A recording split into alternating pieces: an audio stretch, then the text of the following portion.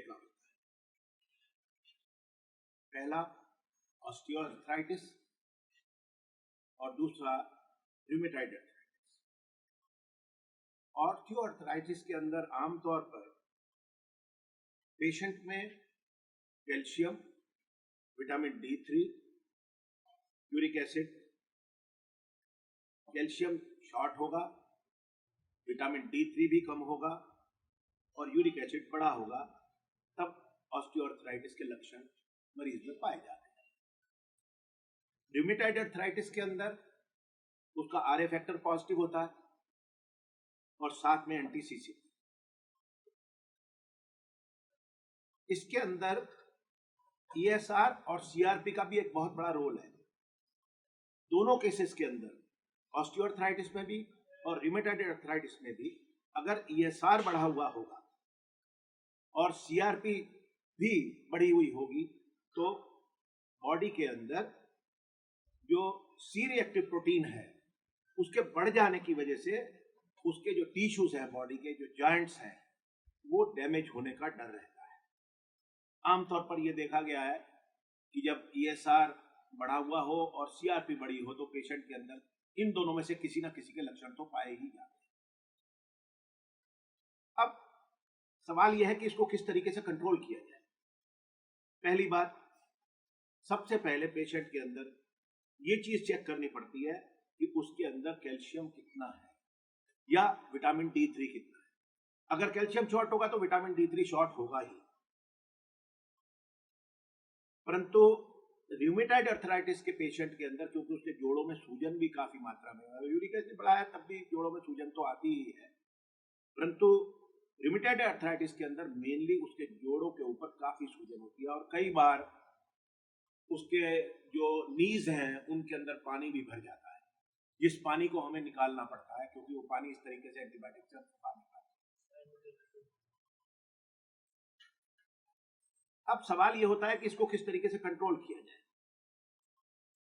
Calcium को आमतौर पर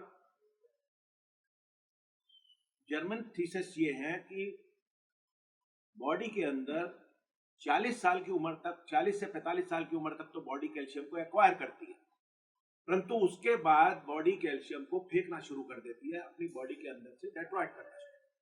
उससे अगर 45 की एज का कोई भी पेशेंट है तो उसके अंदर कैल्शियम की शॉर्टेज पाई ही जाती है। अब इसको पूरा कैसे किया जाए नेचुरली, पहला सवाल। इसको नेचुरली पूरा करने के लिए सबसे पहला सोर्स है संतरा, ऑरेंज। दूसरा सोर्स कोकोनट वाटर। तीसरा सोर्स कड़ी पत्ता। चौथा सोर्स बंद गोभी। बंद गोभी को बारीक मूली की तरह काटिए और उसकी रोटी बनाकर खाइए।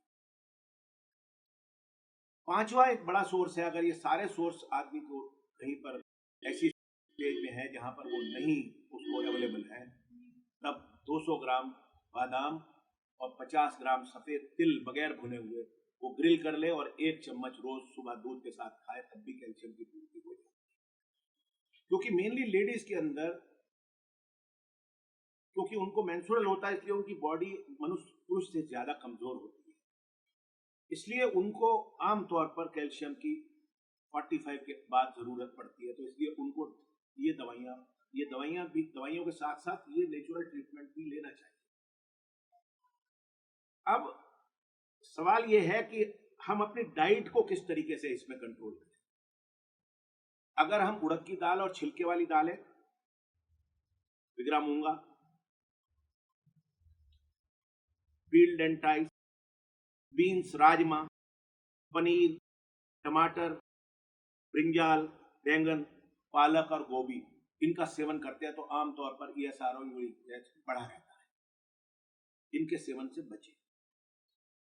वो चीजें खाएं जिन चीजों से बॉडी के अंदर कैल्शियम डेट्रॉइट ना हो, कैल्शियम की बाहर से नेचुरल तरीके से पूर्ति होती रहे। अब दूसरी चीज, एक हमने लिया था ESR, अब हम ले रहे हैं CRP।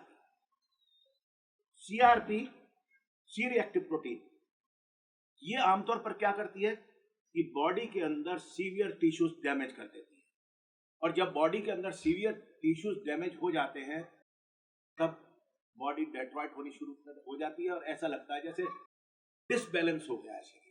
जगह जगह से जोड़ों में से आवाज आनी, जगह जगह से जोड़ों में दर्द होनी, उठने में बैठने में परेशानी होनी, उसकी मोबिलिटी कम हो जाती है जॉइंट्स की।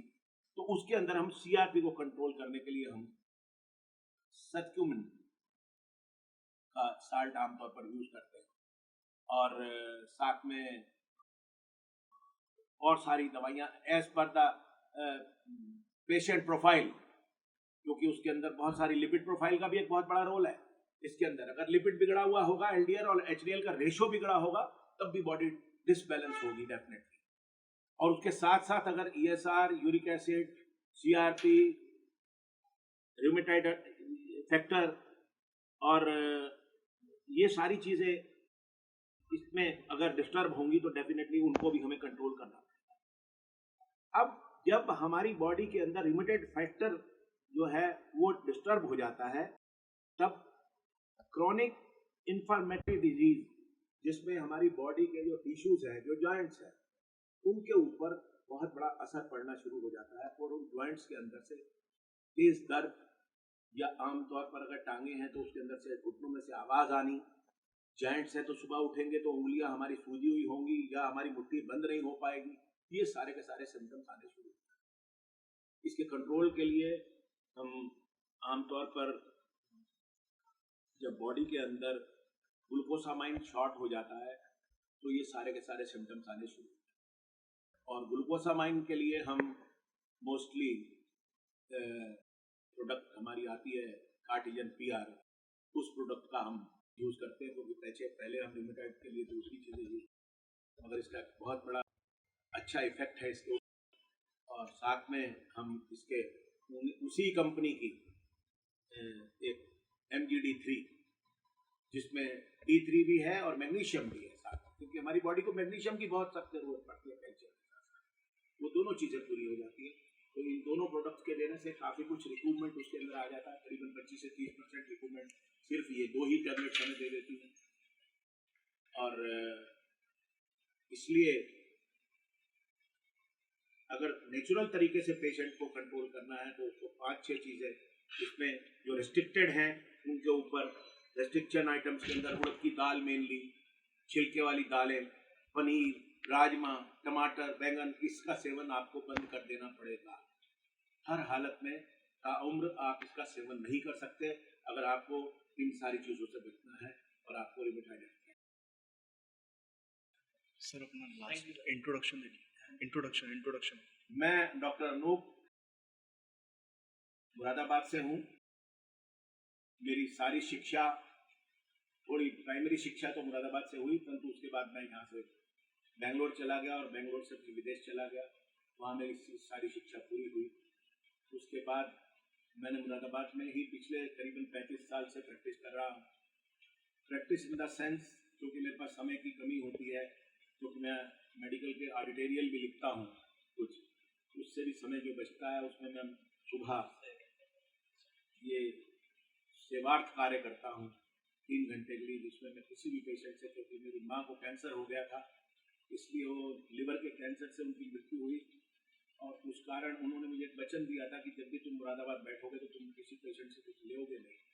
तो मुझे 35 वर्ष हो गए, अब मैं अभी तक मैं किसी पेशेंट से कोई भी चार्ज नहीं लेता, निःशुल्क 3 घंटे में सुबह 8 से 11 बजे तक बैठता हूँ और जनरल प्रैक्टिस भी करता हूँ। इसके बावजूद मैंने कुछ मशीनें लगा रखी हैं जिससे पेशेंट्स की स्पाइनल कॉर्ड का, मेनली मैं डिस्प्लेसमेंट का एक्सपर्ट हूँ, और बगैर ऑपरेशन के मैंने हज़ारों पेशेंट उसके ठीक